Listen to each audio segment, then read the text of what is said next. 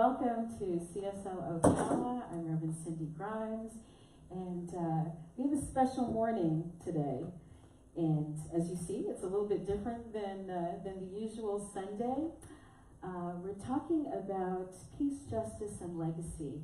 And just sit down. I need to stand. This is Patricia. You want to introduce yourself for those who don't know you? I'm Patricia Wagner. Yes. Donna Davis. Norma Anderson. All right. Well, the reason we are all speaking with you this morning is because we had occasion to go to the National Memorial for Peace and Justice in Montgomery, Alabama. All four of us, and we were part of a larger group that went from the River Phoenix Center for Peace Building. Some of you know that's where I work part-time. Get the clicker. Thank you.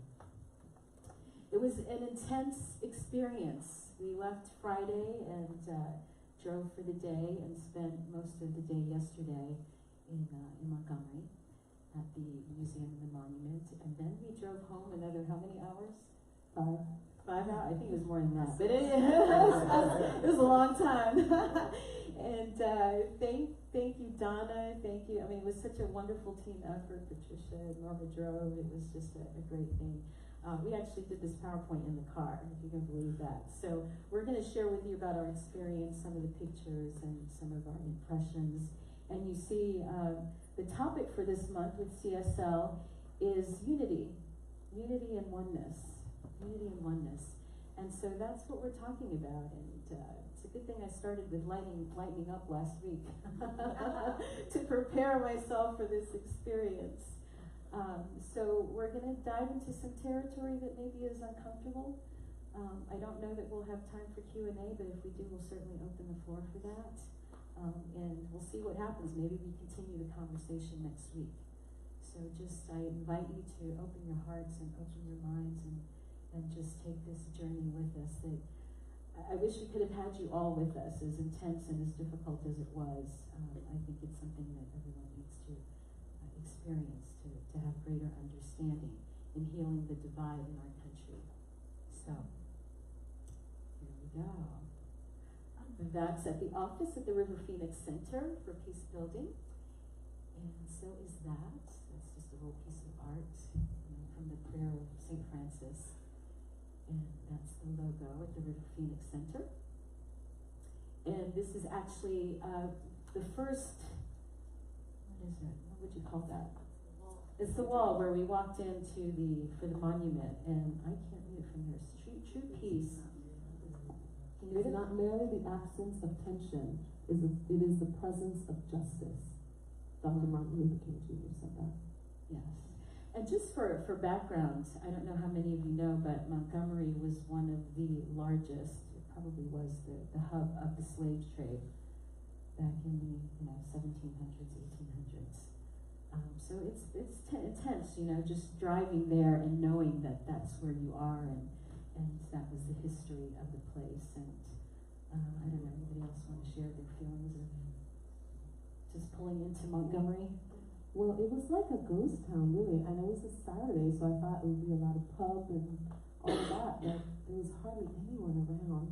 The buildings were old, and you could tell they'd been there for a while, and just driving down those streets, it was so quiet that everyone fled that city. It was really quite bizarre. That's my new word, bizarre. And there are parts of it that are really quite thriving and beautiful in the downtown area. The architecture is older, but it's really very pretty and picturesque in many ways. And the reason why, and I said this to Cindy, why go through something like this? Why did they create this monument? It's simply because we can't know where we're going if we haven't acknowledged where we've been. And quite frankly, if you can connect with that in your fellow human being and you understand what their history is, then you can understand why consciously our race is thinking the way it's thinking, and then we can change that thinking. And that's why we did this. Yeah, absolutely. I should share that was the intention. It's not to bring us down or anything like that, but really to open hearts and to have a greater understanding so that we can start to have these conversations that are, again, uncomfortable for some people and painful, but really necessary. necessary. As Donna said, you have to know where you are you may know where you're going, but if you don't know where you are, how do you get there? Right? This actually happened to me in my GPS. I put in the address of the hotel that we were going to, and so there's the dot on my GPS showing that it wasn't finding the location of where we were. So how can it tell me how to get where we're going to go if it doesn't know where we're starting from? Right? Doesn't that make sense? Otherwise, it's just a dot on the map. You know, you can come from a lot of different angles, but if you don't know where you're coming from, you can't know how to get there. You don't know the roads. So that's part of what this is about, is really acknowledging on a very deep and real level where we are, because there has been a lot of denial in this country. I see the heads. Yes, all around.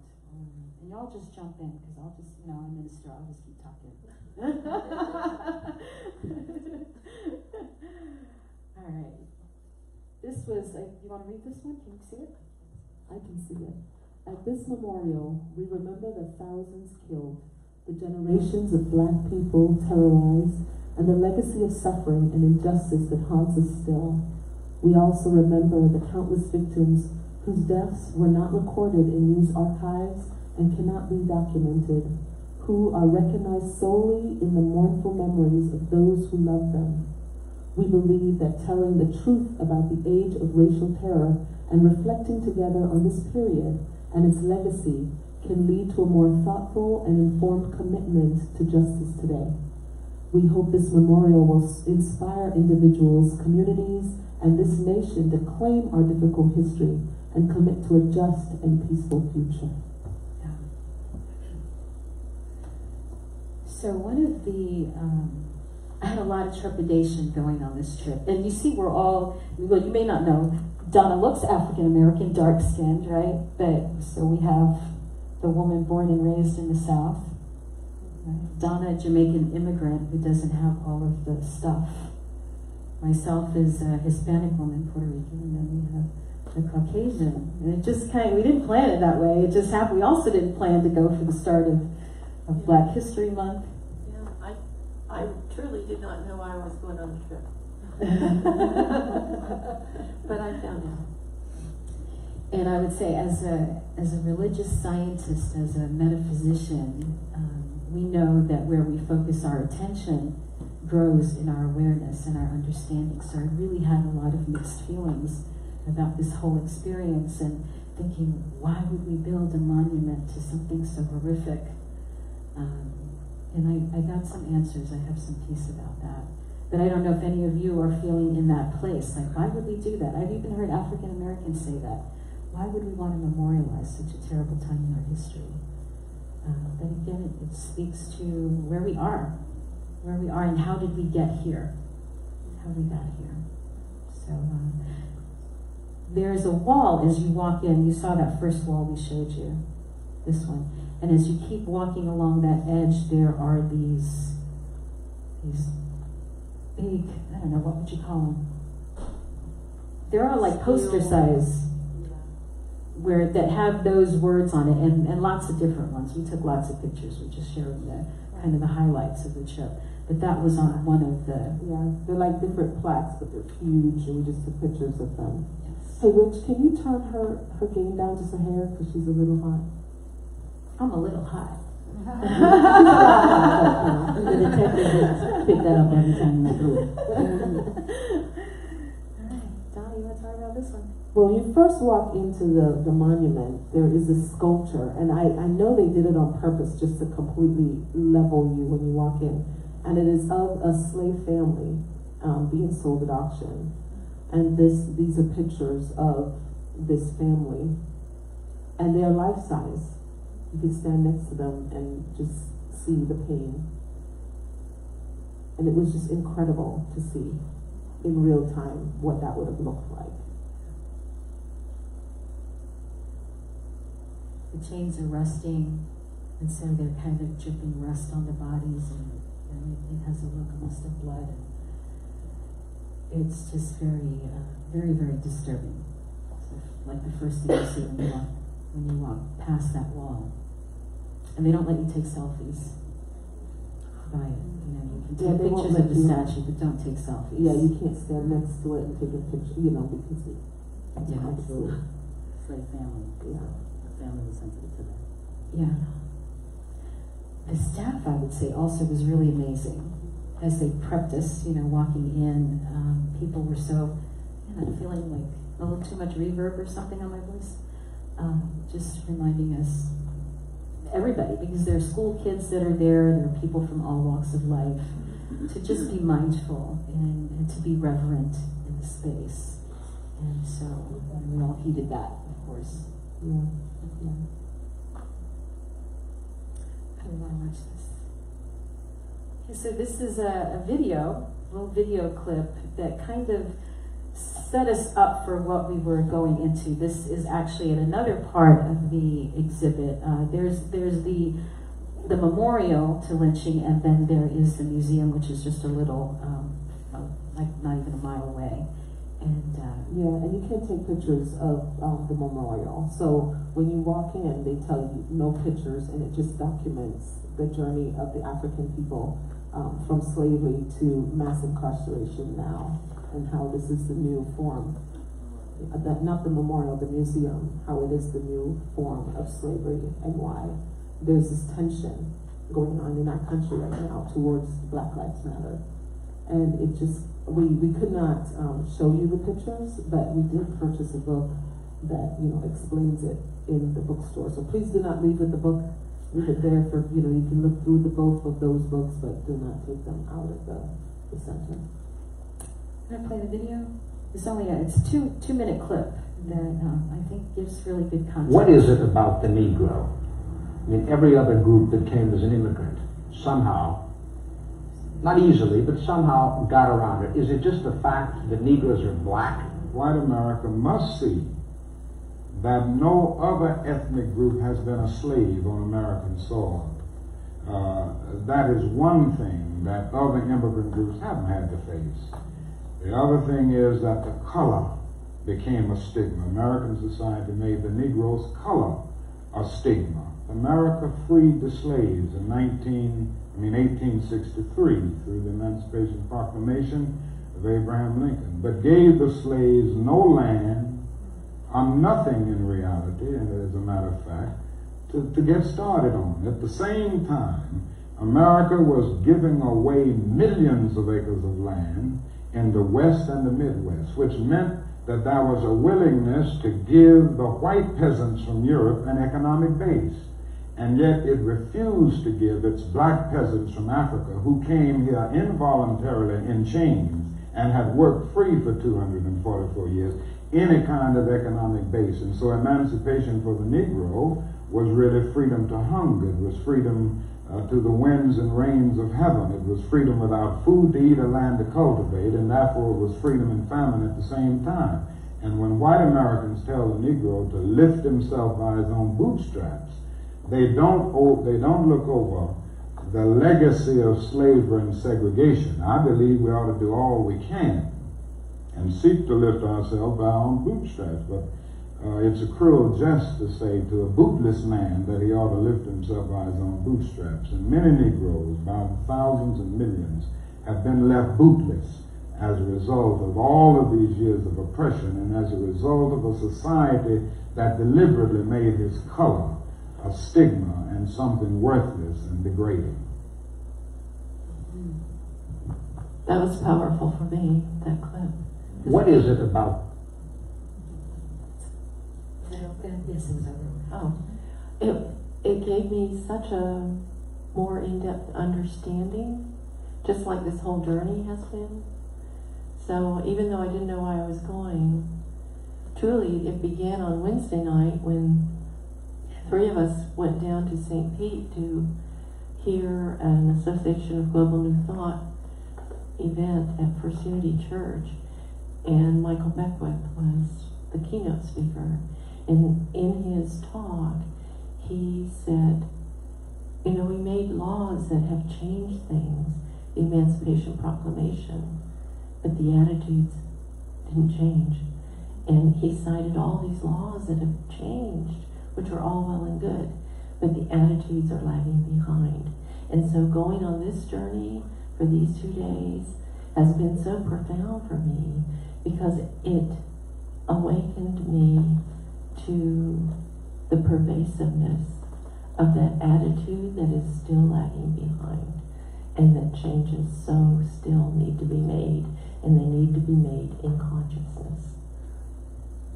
One of the things that was powerful for me, because I'm the youngest of 14 siblings, and I was born in '66, and they had a quote there that said from 1910 to 1970, and recently was 1970, there were over 6 million people that fled from the South because of the cruel treatment, and there were still hangings, and there was just everything still going on. And I was a baby, but my brothers and sisters all lived through this, and it's never discussed.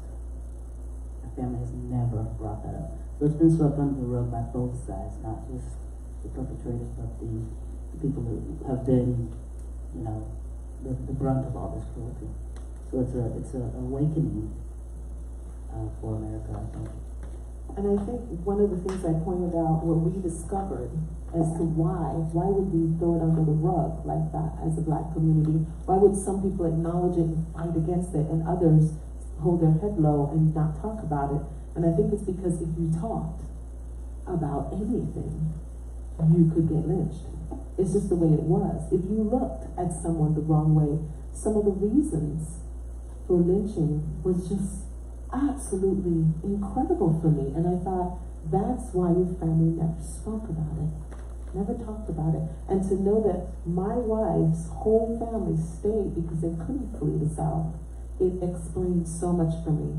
And being from Jamaica, we never experienced the segregation that happened here. We actually encouraged mixing the races. And the main reason is because then your kids would turn out as close to white as possible. And God forbid it happened again, they could pass and be safe. And that's why Jamaicans did it. And we took over the island. And so we didn't have that happening again. But then I came here and everyone was separated, and I never understood it until now. And I had just a newfound respect for her family who kept her safe and did not teach her the hatred that some families teach. They could have spoiled this wonderful child. She is just open and honest with all of her friends, and she has friends of all walks of life, with all color, and because they did not teach her the hate, she was able to do that. So kudos to them. So fun to travel with Don and Mama. They make friends every place. Right? Who can resist the big, beautiful smiles? And it's just, they make it And the fun. singing, too. I got to enjoy the singing. So this is a view of the monument from where we are standing by the statue, that we showed you a little bit ago, so you can see it in the distance. So each one of those things that are hanging are a representation of people who were lynched. And every one of those represents a county in the United States where lynching happened. Some of them have one name, some of them have many names. We did find the one that was from Marion County. Yeah, but something to note is that the latest date that we're on this is 1947, 49, yes, because that's when the civil rights movement started. So all the lynches after that, they are not allowed to put in record. But according to the young man that was there, he said that the last one was a month and a half ago in Texas. Yeah. Yeah, it's rough. It's rough. So they start out low to the ground like that. That's me walking next to them. They're almost touching the ground, and as you go through the monument, they pull them up and they get higher and higher and higher till you're actually walking underneath them. And at the bottom end is where you see the name of the county, and on the on the side is where you see the names of the people. And they could only put names of people that they could corroborate. Right, so there had to be records someplace. Corroborated by two forms. Corroborated in two ways, yeah. So you explain that? I can hear He that. said that, well, a lot of names aren't up there because of the families. They don't want, their ancestors' names up on this thing. But the ones that they did find and could corroborate by two forms of identification, be it a newspaper a postcard, anything that would corroborate that this person died on this day or whatever. They made it up there. Family There's- Bibles too. Yeah, there's a lot that aren't there. So that's a couple more angles. This is looking from the bottom up. And this thing is like one big circle, I think, square, like Georgia goes around 3 times. They had them listed by state and then alphabetically the counties within the state. And Georgia, Mississippi, Alabama, Texas, Louisiana, Florida, North Carolina, South Carolina, et cetera, et cetera.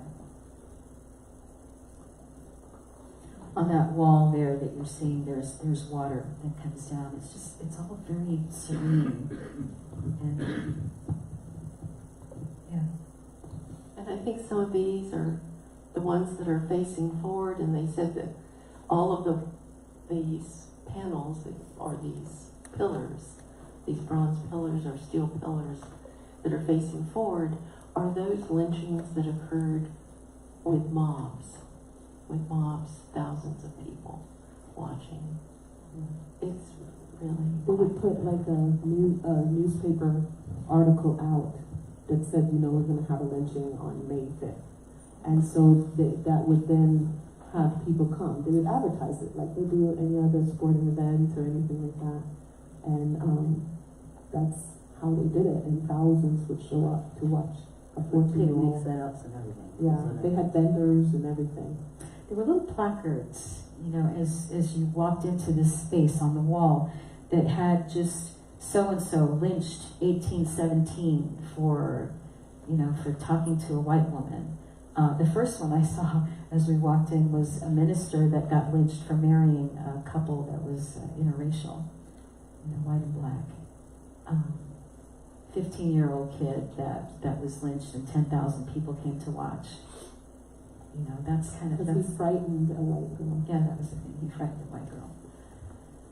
So it was intense. It was pretty intense. Is that Alachua That's County? Alachua County. Alachua County is that one. Mhm. Yeah, the names are so small even from the ground you can't read them. There's so many. That's Marion County. Where we live. So there's a duplicate set of these big metal, I don't even know what to call them, these big metal things, and they're laid out, okay, the monument part. Yeah. So they're laid out like that, almost like coffins, Yes. you know, like coffins. Mm-hmm. And they're duplicates of what's inside the memorial. And the idea is that the counties where these things happened would set up some kind of memorial in their communities and put these up. And it's free for them to come and take. They just have to fill out the application and they can even have it shipped to them if they want to come get it. And those are the names of the 19 people in Marion County that were lynched as hate crimes. The ones that were documented. And it was in here that I felt the most. It was like these were lying in wait for reparation, for acknowledgement, and for, you know, we give monuments for all kinds of things, but do not document the history, the real history that has taken place in addition to those other things. They were just lying in wait for that acknowledgement and reparation. Yeah. It's another view. Actually, that's the Marion That's County Marion one. County's, Yeah, it says Marion County on the bottom, and then behind it, you see that it's a church. It felt so appropriate. So what can we do? What's happening? This happened last week too. As I said, it just seems like there are no coincidences. Everything happened in its right time. That was the 25th. I think that was Monday. That this came out in the Star Banner, that Marion County would be addressing this and trying to get our placard here. I guess they're trying to figure out where they're going to put it and, you know, create a special ceremony around that. So that was encouraging to know that that's happening here. And there is a conversation happening actually tomorrow at the College of Central Florida through the Bridges group that's putting it together. It's actually a dramatic production they're doing tomorrow from 5:30 to 8 for anyone who is interested in attending. And Patricia, you brought us a flyer? There's some flyers over here and also in the donation station up on the wall if you're interested in going tomorrow. Yeah. And I think that I can be, I'm not a very emotional person, but this place was so full of energy that it was making me crazy. But I think it was because of the anger that was welling up inside of me because of the things that I was seeing and remembering seeing. And it brought me back to 30, 40 years ago when the movie Roots came out. And all of the negativity and the things that came up for black people as a race. And that made me think, okay, so why are we doing this again? What is the reason? And I think, the memory and the forgiveness and the change that can come from it is good, but something like the Circle Up, the Center for Peace that we're trying to start here, things like that need to be in place to help with all the emotions that come up and how to help with reparations. What can each side bring to that other than just this monument? And the other thing to think about, and what occurred to me, was that when you see someone acting a certain way, doing certain things, and we're quick to say, well, why is that person volatile, or why is that person so angry? When you think about that this is their story that has been fed into their family for years, generations of consciousness that has happened as a culture, you can kind of understand why they're so pissed. You can kind of get it. Because before you're like, well, it's been years and years and years, why are you not over it by now? But yet, I still have a biracial son that I had to have a conversation with him about how he could not walk at night. I said, son, if you go jogging at night, he said, Mom, I jog at night because it's cooler. Well, we live in the South, honey, and you are a black man. Don't get it twisted. If they see a black man running at night in a white neighborhood, what do you think is going to happen in the South? And I had to stop him from jogging at night, even though he was wearing his karate clothes. That's the kind of conversation that a mom should never have with her child. But it's the reality of where we are. And I could see why the people would stop him and say, hey, what are you doing? And I could see why he would then push back. And that's what's happening in our community. So if we can understand where we were, then we can be more empathetic and more sympathetic to those who are living that story, breathing that story. We can just stop and say, oh, I get it. I get it. And I can then just send you love. Send love into that ancestral line. I love this quote. This was on the wall where the water's coming down, and we will remember. With hope, because hopelessness is the enemy of justice. With courage, because peace requires bravery.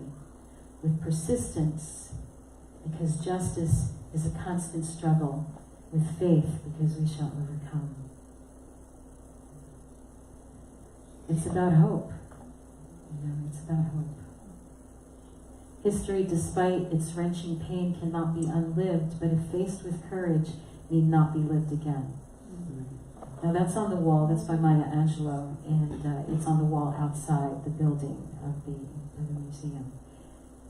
And I think so why do this? Why go through all of this? And I had to think back to my talk last week, lighten up, right? Like what a topic to talk about, not realizing, the extent of what I was going to experience this week. And there were a couple of things, ways to lighten up. One of them is to look for progress, not perfection. Another piece of that was to take the long view of things. And I think when we can look at our culture and society and what's going on now and say how awful it is. But when you take the long view and look at where we have been and where we are and what we've moved through, I think there's reason to be hopeful. I think we are on a positive trajectory. Just think, 2 years ago we had a black president. Martin Luther King Jr. would never have imagined that in his lifetime. Had he lived, he would have seen it. Absolutely. I didn't think I would see it in my lifetime. You know, so there has been tremendous progress. Rosa Parks got to see it. Yes, she did. So tremendous progress, and there's still progress to be made, right? There's reason to be hopeful, and there are people that are having these kinds of conversations. Or we're having a conversation. You all are not. Maybe we'll continue this next week if you all are interested in doing it as maybe a little more Q&A. But we'd like to broaden the discussion. And I realize from this journey that there are very practical, pragmatic things that we can do to evoke change. But I also know, absolutely, that especially we in New Thought, by raising our consciousness, by recognizing that we are spiritual beings, and that everyone else is too, that is the common denominator that dissolves all separation in humanity. And that is the one thing that we can develop, a consciousness of realizing that within ourselves, realizing that within each and every one of us, that will be the lasting change. Not that we don't want to do the pragmatic and practical changes. We need to do both simultaneously. And we know that we're preaching to the choir. You know, if you're here, you already have that mindset. You know, everything that we're saying, you got it. But we need you to take that light, that knowledge, that knowing out and help spread it, help share it. Because there's so many people that are ignorant of the gravity of what actually went on in our American history. And the best thing of all of this is just to know that even though we're spiritual beings having a human experience, we have choice. And not everyone comes from a choice of consciousness, because they're so caught up in that story, and that's the choice they make. But we have choice, and that's why some of these atrocities happen. And so the more people that become awake and aware to the divine nature of each and every one, then we will have less people making that other choice. Another really great thing about this trip for me was the fact that I did it with these beautiful people and with the crew from the River Phoenix Center for Peace Building. And I realized that peace is not a static thing. You know, it's peace. To really have peace requires that we go into the discomfort. It requires that we look at what we don't want to look at. You know, otherwise we can't remedy it. We can't know where we're going next. So there were times, you know, I was pissed off.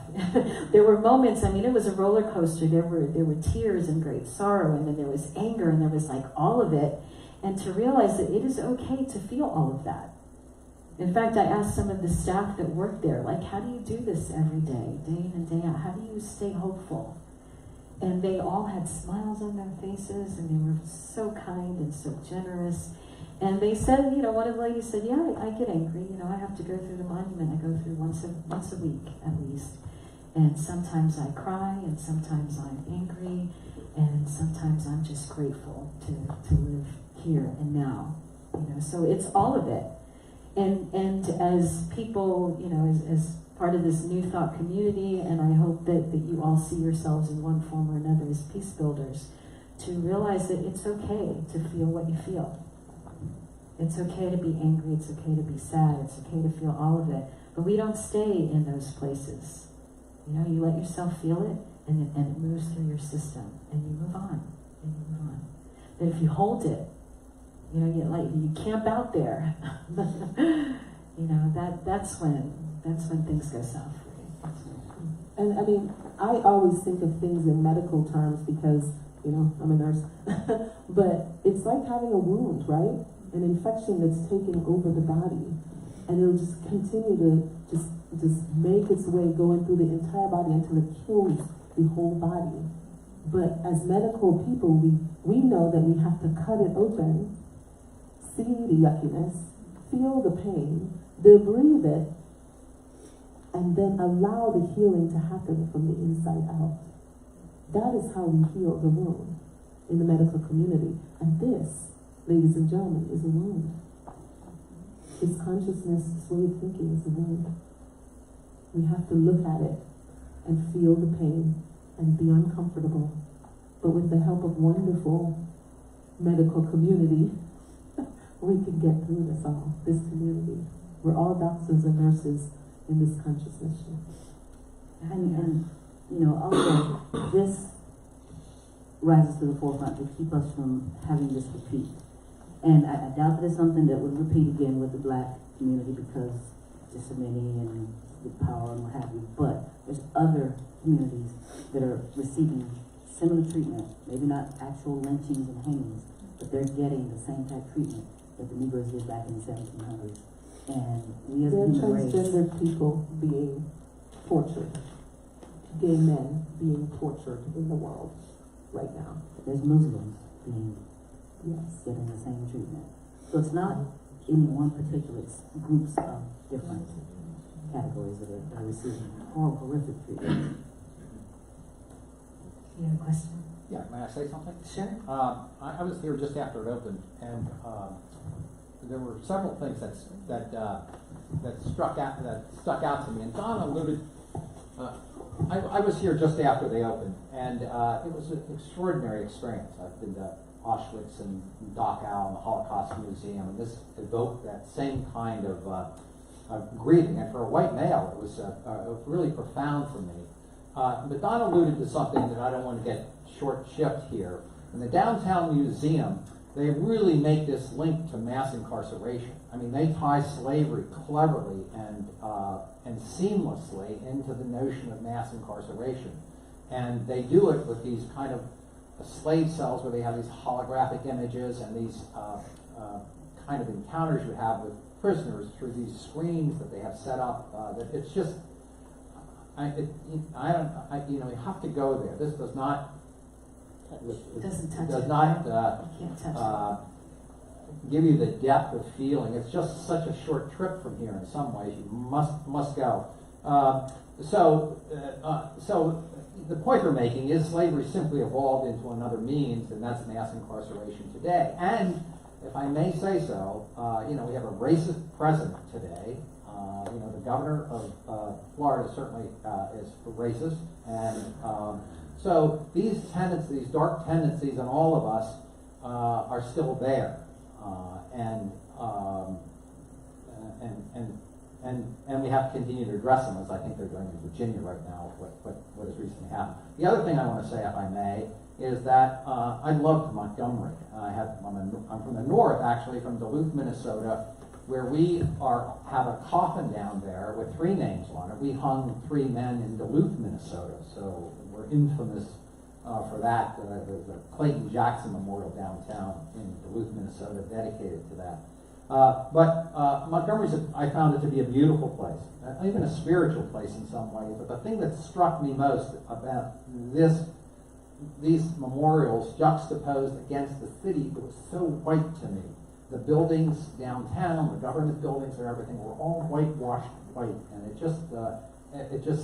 was overpowering for me to see that. So anyway, I didn't mean to go on, but it was life-changing for me. Yeah. So thank you for sharing. Thank you for sharing. And you actually kind of led really well into this next little piece. The Circle Up Center for Practical Peace Building that we are starting here in Marion County.